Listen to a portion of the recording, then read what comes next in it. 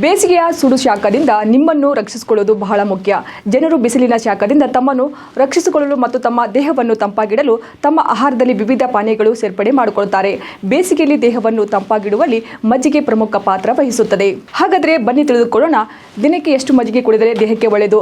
ಅದಕ್ಕೂ ಮೊದಲು ನಮ್ಮ ಪೇಜ್ಗೆ ಫಾಲೋ ಮಾಡಿಲ್ಲ ಅಂದರೆ ತಪ್ಪದೇ ಫಾಲೋ ಮಾಡಿ. ಆರೋಗ್ಯ ತಜ್ಞರ ಪ್ರಕಾರ ಮಜ್ಜಿಗೆಯನ್ನು ಅತಿಯಾಗಿ ಸೇವನೆ ಮಾಡುವುದರಿಂದ ದೇಹಕ್ಕೆ ಹಾನಿಕಾರಕವಾಗಿದೆ.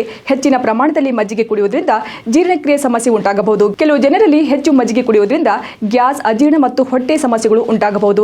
ಇದರ ಜೊತೆಗೆ ಹಾಲು ಮತ್ತು ಮಜ್ಜಿಗೆಯಲ್ಲಿರುವ ತಾಜಾ ಪದಾರ್ಥಗಳು ದೇಹಕ್ಕೆ ಹೆಚ್ಚಿನ ಫೈಬರ್ ಮತ್ತು ಶುಗರ್ ಒದಗಿಸುತ್ತವೆ. ಮಜ್ಜಿಗೆಯನ್ನು ಸೀಮಿತ ಪ್ರಮಾಣದಲ್ಲಿ ಸೇವಿಸದಿದ್ದರೆ ತೂಕ ಹೆಚ್ಚಾಗುವ ಸಾಧ್ಯತೆ ಇರುತ್ತದೆ. ಹೆಚ್ಚಿನ ಪ್ರಮಾಣದಲ್ಲಿ ಮಜ್ಜಿಗೆ ಕುಡಿಯುವುದನ್ನು ತಪ್ಪಿಸಬೇಕು. ಆರೋಗ್ಯ ತಜ್ಞರ ಸಲಹೆಯ ಪ್ರಕಾರ ದಿನಕ್ಕೆ 1 ರಿಂದ 2 ಗ್ಲಾಸ್ ಮಜ್ಜಿಗೆ ಕುಡಿಯುವುದು ಬಹಳ ಒಳ್ಳೆಯದು. ಇದು ದೇಹಕ್ಕೆ ತಂಪಾಗಿ ಹಾಗೂ ಸರಾಗವಾಗಿ ಜೀರ್ಣಕ್ರಿಯೆಗೆ ಸಹಾಯ ಮಾಡುತ್ತದೆ. ಹೆಚ್ಚಿನ ಪ್ರಮಾಣದಲ್ಲಿ ಮಜ್ಜಿಗೆ ಕುಡಿಯುವುದರಿಂದ ಇತರ ಆರೋಗ್ಯ ಸಮಸ್ಯೆಗಳು ಅಪಾಯವೂ ಹೆಚ್ಚಾಗುತ್ತದೆ.